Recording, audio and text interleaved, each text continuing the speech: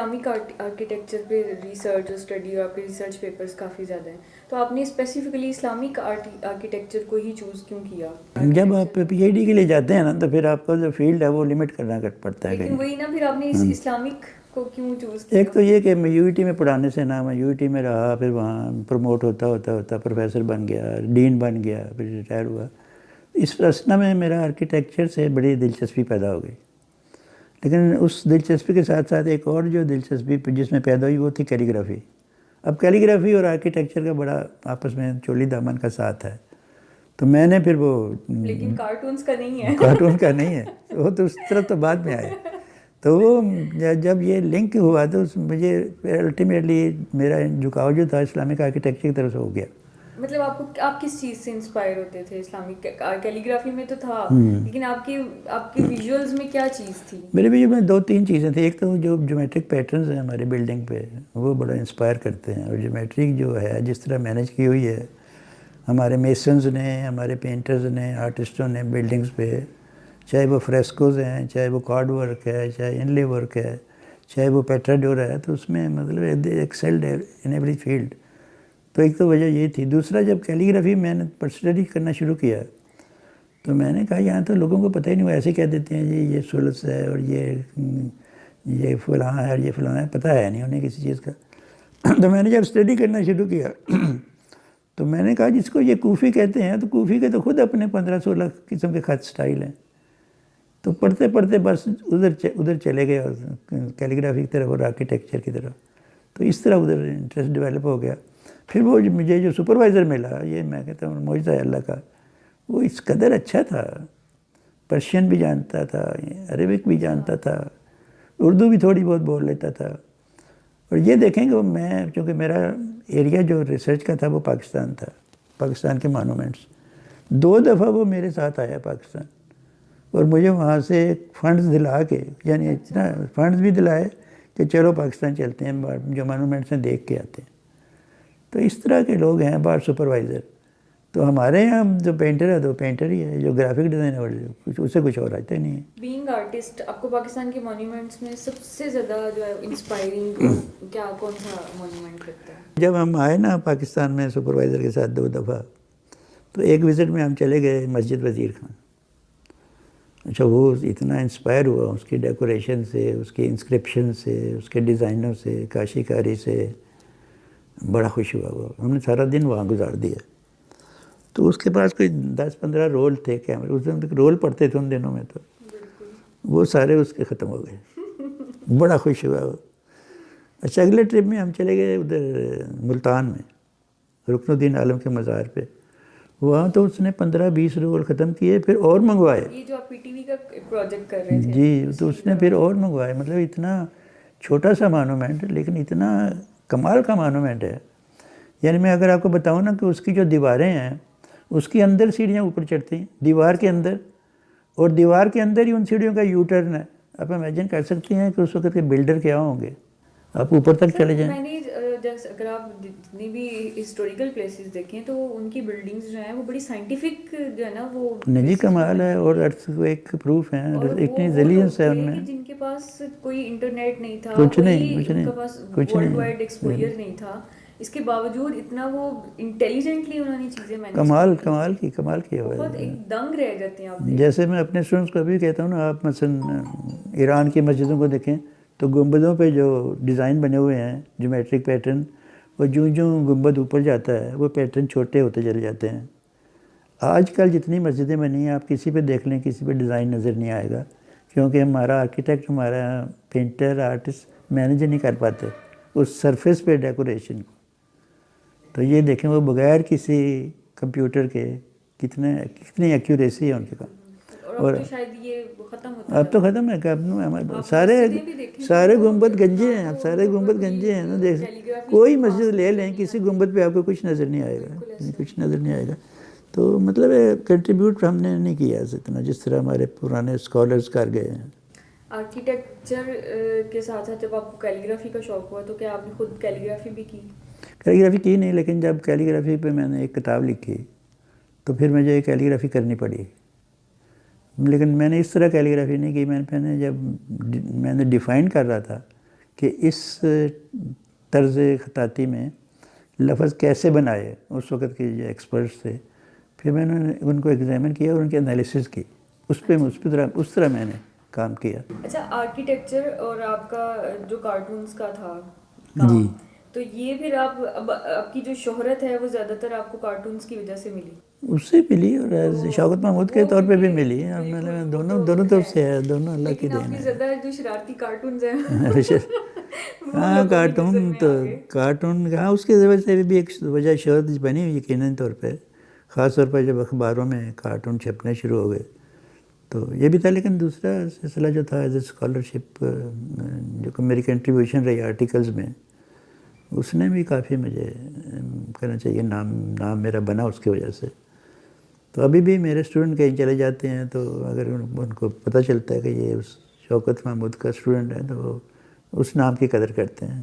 پھر اس نام سے پوچھتے ہیں اچھا وہی جو میکسم بھی ہیں، تو جب میکسم پہچان لیتا ہے وہ کہتا ہے اچھا وہی جو شوکت محمود ہے.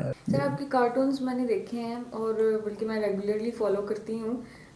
اتنے مجھے تو لگتا ہے کہ آپ کا نا ایک ڈرائنگ تو آپ کی اچھی ہے، مطلب بہت کم آرٹسٹ ایسے ہیں کہ جن کی ڈرائنگ بھی اچھی ہو اور آئیڈیا بھی اچھا ہو. ایسا بہت کم کارٹونسٹ ہیں پاکستان میں اسپیشلی. لیکن آپ کا دونوں چیزیں اتنی فلالیس ہیں کہ ڈرائنگ میں بھی آپ کو مطلب مزہ آتا ہے دیکھ کے، اور جو آئیڈیا آپ کا جو آپ کنوے کرنا چاہتے ہیں وہ لگتا ہے کہ بہت ہی سمپل وے میں آپ نے بہت بڑی بات کہہ دی ہے. یہ آپ کا شروع سے ہی آپ کا یہ اسٹائل تھا یا یہ آہستہ آہستہ جو ہے نا وہ اس میں کچھ؟ نہیں، شروع سے ہی تھا، کیونکہ مجھے یاد ہے میرے جو ٹیچر تھے خالد اقبال صاحب اور اینا ملکہ میری دوسری ٹیچر تھیں، کبھی کبھی ذکر ہو جاتا تھا کارٹونوں کا تو وہ اکثر مجھے یہی کہتے تھے کہ بیسٹ کارٹون وہی ہے جو کم سے کم لائنوں میں اپنے آپ کو ایکسپریس کر دے. بالکل ایسے یہ نہیں کہ آپ سینکڑوں لائنیں لگا رہے ہیں، بیٹھے ہوئے لکیریں کھینچے جا رہے ہیں یا رنگ بھرتے جا رہے ہیں. نہیں، آپ 2 لائنوں میں اگر آپ کا آئیڈیا کنوے ہو جاتا ہے تو ٹھیک ہے. تو اس طرح میرا خیال ہے میرا شروع میں ایسی سادگی سی رہی، کوئی بھی میں نے رنگ بھرنے کی کوشش نہیں کی، نہ کوئی ایکسٹرا لائنیں لگانے کی کوشش کی. تو کامیابی رہا، اس میں کوئی نقصان نہیں ہوا. لیکن یہ آپ کا جو ہے نا سٹائل کریٹ کرنا اپنے آرٹ کے ذریعے، کارٹون کے ذریعے، تو یہ آسان تھا یا یہ آپ کا ایک ایسا؟ نہیں، یہ میرے اللہ کی دین ہی ہے. میں حالانکہ طبیعت جیسے میری ہے اس میں تو سٹائل طنز نہیں ہے، لیکن شاید معاشرے نے ایسا بنا دیا یا ہمارے ارد گرد. معاشرتی طور پر بھی کافی سینسٹیو. ہاں سینسٹیو ایشو ہے، لوگ ناراض بھی ہوئے اس سے، بہت لوگ ناراض ہوئے. یعنی مجھے یاد ہے ایک دفعہ نواز شریف نے ایک بیان دیا تھا کہ میں تو مڈل کلاس بندہ ہوں. اچھا. تو میں نے کارٹون بنایا کہ وہ اسکول ہے تو 8ویں جماعت میں سے وہ نکر پہن کے باہر نکل رہا ہے.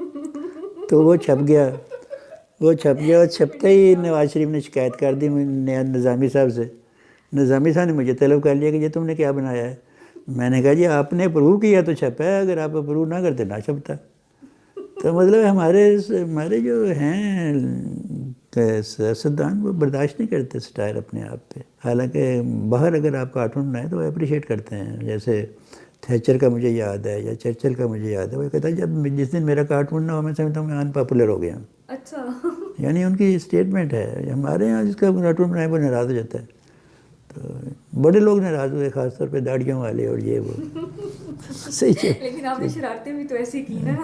نہیں دیکھیں نا، ایک دفعہ ہمارے وہ کتے تھے، ہاں وہ ایک صاحب نے ایک ہمارے تھے، وہ وائن صاحب تھے شاید ہمارے چیف منسٹر، انہوں نے کہا کہ داڑھی کی قدر کرنی چاہیے. تو میں نے وہ سکھوں کا بنا دیا. تو وہ کارٹون یہی تھا کہ یہ بھائی یہ سکھ ہے مولانا نہیں ہے. تو اس پہ وہ سکھ مولانا ناراض ہو گئے. اچھا، آپ کارٹون میں جو ہے نا وہ پنچ کریٹ کرتے ہیں، تو پہلے پنچ آپ کے ذہن میں آتا ہے یا پہلے کارٹون؟ نہیں، یہ میرے خیال اکٹھی آتی چیز ذہن میں. کبھی کبھی یہ ہو جاتا ہے کہ آپ نے ایک ڈائلاگ سوچا ہوتا ہے تو پھر آپ سوچتے ہیں نہیں اس وقت تو ایک سلینگ چل رہی ہے، یہ زیادہ فٹ آتی ہے. جیسے عام طور چلتے ہیں نا کہ نوکری کی تو نخرہ کی، وہ یہ کئی جگہ فٹ ہو جاتا ہے. اور اکثر انگریزی کے کارٹونوں میں نے لگایا ہے تو چل جاتا ہے. یہ پر ہے یہ اللہ کی دین ہے. میں سمجھا میرا کمال ہے، میرا کوئی کمال نہیں ہے. ایک عام آدمی اگر کارٹون دیکھتا ہے تو اس کو سمجھ نہیں آتا کہ اچھا یہ کیا پنچ ہے، یہ کیا کہنا کیا چاہا ہے. لیکن آپ کے کارٹونز میں یہ کلیئرٹی بہت زیادہ ہے کہ آپ فوراً اس میں نا وہ ایک ایسی چیز ہے کہ آپ فوراً سمجھ جاتے ہیں کہ اچھا یہ ہے، آپ یہ کہنا چاہ رہے ہیں. لیکن یہ تو آپ کہہ رہی ہیں نا کہ فوراً سمجھ جاتے ہیں. ایک دفعہ ایک ہمارے یہاں سینٹر ہوتا تھا پاکستان سینٹر یا کیا کہلاتا تھا، کوئی ایسا ادارہ تھا، اچھا تو وہ الفلاح میں ان کا دفتر تھا، تو وہاں ایک میٹنگ ہو رہی تھی، کوئی منسٹر صاحب بھی آئے ہوئے تھے ایجوکیشن کے، تو باتیں یہ ہو رہی تھی کہ ایجوکیشن کا اسٹینڈرڈ بڑا گرتا جا رہا ہے. تو ان دنوں میں نے ایک کارٹون بنایا تھا اس میں ہیرلڈ کراچی میں کہ وہ بیٹھے ہوئے ہیں اسحاق خان صاحب، اس دنوں بڑی ان کی بدنامی ہو رہی تھی، تو ایک پینٹر ان کو سامنے بٹھا کے تو ان کی تصویر بنا رہا ہے، تو بجائے ان کی تصویر بنانے کے وہ بلیک شیپ بنا رہا ہے کینوس پہ. اب میرا تو آئیڈیا یہ تھا جو کنوے ہو رہا تھا. اچھا جب یہ کارٹون چھپ گیا تو میری وائف نے تو مجھے کہا کہ تم اندر ہو جاؤ گے، تم نے بڑا اندر تو نہیں ہوئے. اچھا جب یہ میٹنگ ہوئی پاکستان سینٹر میں تو وہاں ایجوکیشن منسٹر بھی آئے ہوئے تھے، تو یہ باتیں ہو رہی تھیں کہ ایجوکیشن کا لیول بڑا گر گیا بڑا. تو جب میری اس بولنے کی باری آئی تو جب اسپیکر نے کہا کہ یہ میکسم ہے اور تعارف کرایا، تو پھر منسٹر صاحب کو پتہ لگا کہ یہ بندہ میکسم کارٹون بناتا ہے. تو مجھے بعد میں چائے پہ کہتے ہیں وہ آپ نے کارٹون بڑا اچھا بنایا تھا کہ سامنے اسحاق صاحب بیٹھے ہوئے ہیں اور بندے کو پتہ ہی نہیں کہ وہ بکری بنا رہا ہے. یعنی انہوں نے کارٹون نہیں، منسٹر صاحب کو کارٹون سمجھ ہی نہیں آیا. تو ہمارے کارٹون کی ایک ٹریجڈی یہ بھی ہے کہ وہ مطلب ہے کہ بس ایک اور منسٹر صاحب نے مجھے کہا، آنیسٹلی آپ کو بتا رہا ہوں، کہنے لگے شوق صاحب آپ کارٹون آپ کے بڑے اچھے ہوتے ہیں پر اوپر لکھ دیا کریں کہ یہ کارٹون ہے. اچھا آپ کو کبھی بہت زیادہ کسی گورنمنٹ میں بہت زیادہ کرٹیسزم ملا ہو، وہ کون تھے؟ جن لوگوں نے کارٹون میرے پسند کیے ان میں اعتزاز حسن صاحب تھے، وہ بہت اچھے تھے، بہت اپریشیٹ کرتے تھے. پھر وہ جو گورنر تھے پیپل پارٹی کے جن کا مرڈر ہو گیا تھا، اچھا سلمان تفسیر صاحب، وہ اپریشیٹ کرتے. ان کے گھر میں میرا خیال بنایا ہوا کارٹون آج بھی لگا ہوگا ان کا کیریکیچر.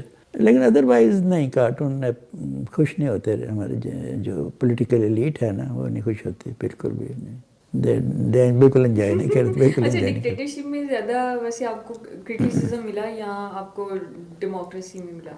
نہیں مجھے کرٹیسزم نہیں ملا، لیکن مجھے ایک قسم کا وکٹمائز کیا جاتا رہا. جیسے میرٹ پہ ایک دفعہ 94 کی بات ہے، پوسٹ نکلی NCA کے پرنسپل کی، تو میں نے کہا کہ میں اپلائی کرتا ہوں. تو میری وائف نے کہا نہیں وہ کالج کا مزاج تمہارے جیسا نہیں ہے تو تم اپلائی نہ کرو. تو ایک دن میں یونیورسٹی بیٹھا ہوا تھا، ہیڈ آف ڈپارٹمنٹ تھا وہاں آرکیٹیکچر کا میں، تو میرا کلیگ ہی کہنے لگا یار اپلائی تو کر دو نا، نہ جانا پھر دل کرے نہ جانا تو چلے جانا. تو میں نے اپلائی کر دیا، لیکن جس دن انٹرویو تھے کال بھی آ گئی، میں نہیں گیا. تو ان دنوں یہ شاہ صاحب جو ہیں پیپل پارٹی کے، کیا نام ہے ان کا جو آج کل اندر ہیں، میٹر ریڈر جو ہیں، خورشید شاہ صاحب. تو اب یہ امیجن کریں کہ وہ میٹر ریڈر سے ایجوکیشن منسٹر، ان کا فون، ان کے سیکرٹری کا فون مجھے آ گیا، میں گیا نہیں نا، تو ان کے سیکرٹری کا فون مجھے آیا، یہ بھی دسمبر کی بات ہے، کہ تسی آئے نہیں، آج آپ کا انٹرویو تھا. میں نے کہا جی فلائٹ ہی نہیں ملی تو یہ میں نے. پھر شاہ صاحب کا مجھے خود فون آیا کہ سائیں تسی ایئرپورٹ پہنچو، ساڈا بندہ اتنے بیٹھا ہے تمہیں جہاز بٹھا دے گا. اب میں لاجواب تھا، میں ایئرپورٹ پہنچا، واقعی مجھے جہاز سے بٹھا دیا. پھر شام کا ٹائم تھا جب میں پہنچا تو وہاں 2-3 ڈپٹی سیکرٹری یہ وہ مجھے ایئرپورٹ لینے آئے. تو شاہ صاحب کے گھر مجھے پہلے نہیں کہنے لگے کہ شاہ صاحب ادھر ہی ہیں اسمبلی میں، تو وہیں آپ کا انٹرویو ہوگا. تو مجھے اسمبلی لے گئے. اسمبلی پہنچے تو سارا بورڈ وہاں بیٹھا ہوا تھا، وہ کہنے لگے جی نہیں شاہ صاحب گھر چلے گئے ہیں، آپ گھر پہنچے. تو مجھے آج تک یاد ہے کہ 8 نمبر ان کا گھر تھا. تو وہاں میں چلے گئے تو دربار کمرہ بھرا ہوا درباریوں سے جو سندھی سارے لوگ تھے. پھر مجھے انہوں نے اندر بلایا، کوئی ڈرائی فروٹ وغیرہ کھلایا، 2-4 باتیں کی. تو کہنے لگے جی ہم نے صبح بڑے انٹرویو کیے ہیں، کوئی بندہ ہمیں نہیں ملا، تو اس لیے آپ کو زحمت دے رہے ہیں، آپ اس ادارے کو سنبھالیں. تو میں نے کہا جی میں کارٹون بناتا ہوں، یہ میرے ساتھ آیا. کہنے لگے آپ فکر نہ کریں، آپ بڑے جمہوری آدمی ہیں. تو اگلے دن اخباروں میں خبریں چھپ گئیں کہ maxim next principle of NCA.